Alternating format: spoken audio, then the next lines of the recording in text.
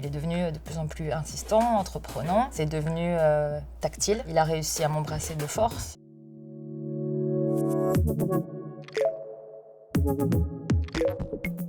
Bonjour à tous, je m'appelle Trina Magdine, j'ai 40 ans, je suis animatrice radio et chroniqueuse télé. Bienvenue sur Papillon Action.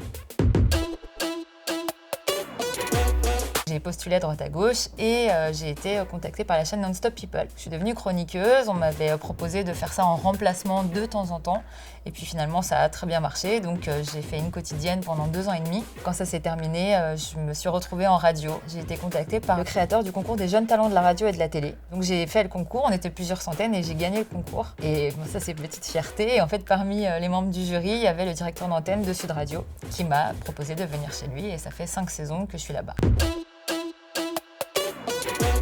Alors j'ai vécu du harcèlement sexuel pendant 2 ans et demi. C'était mon patron. Donc ça a commencé progressivement. Il trouvait des prétextes pour me convoquer dans son bureau, pour faire des points sur l'émission. Et en fait, à chaque fois, c'était pour me relancer des invitations à dîner. Puis il est devenu de plus en plus insistant, entreprenant. Donc j'ai commencé à refuser d'aller dans son bureau quand il me convoquait. Donc ce qu'il a fait, c'est qu'il attendait que je sois en présence de collègues de travail pour venir me convoquer. Parce qu'il savait que devant mes collègues, je ne pouvais pas rembarrer le patron. Et puis c'était toujours la même chose. Et c'est devenu tactile. Il a réussi à m'embrasser de force, il a réussi à passer sa main entre mes jambes, les mains aux fesses, on n'en parle pas aussi dans les couloirs. Au bout d'un moment, il venait en bas de chez moi. Quand je sortais de chez moi, je le voyais. Il était dans sa voiture, mais je faisais semblant de ne pas le voir. Je me dépêchais de partir. J'ai commencé à l'enregistrer et je l'ai enregistré pendant plus d'1 an. J'ai eu à peu près, je pense, l'équivalent de au moins 50 heures d'enregistrement. Quand j'ai décidé, dans un premier temps, voir un avocat avant d'aller voir la police, je suis tombée de très haut parce que quand je lui ai tendu mon téléphone en lui disant « Regardez tout ce qu'il y a dedans », c'est très clair, tout ce qu'il y a dedans, ça l'incrimine. Il m'a dit « Mais ça ne sera pas recevable devant un tribunal ».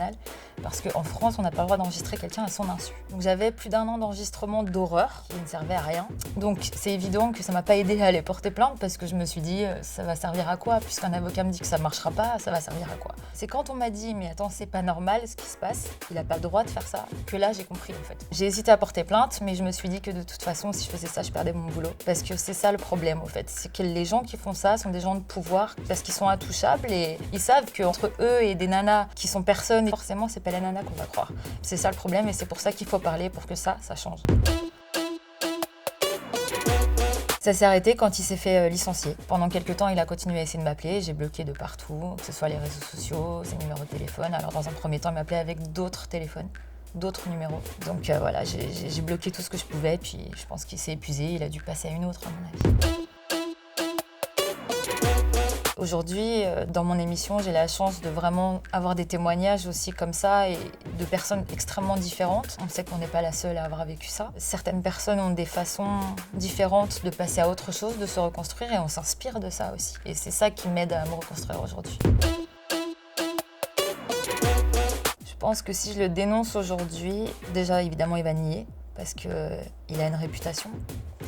Il a un travail, il a un statut. Il est très influent, même en politique. Les patrons très haut placés sont aussi influents en politique. Donc il est intouchable. Les preuves que j'avais et que j'ai toujours, bien sûr, ne sont pas recevables, donc je ne pourrai jamais m'en servir. Ça sera sa parole contre la mienne, encore une fois. De toute façon, tout ce qu'on voit aujourd'hui, c'est rare que justice soit faite, malheureusement. Donc j'ai du mal à y croire.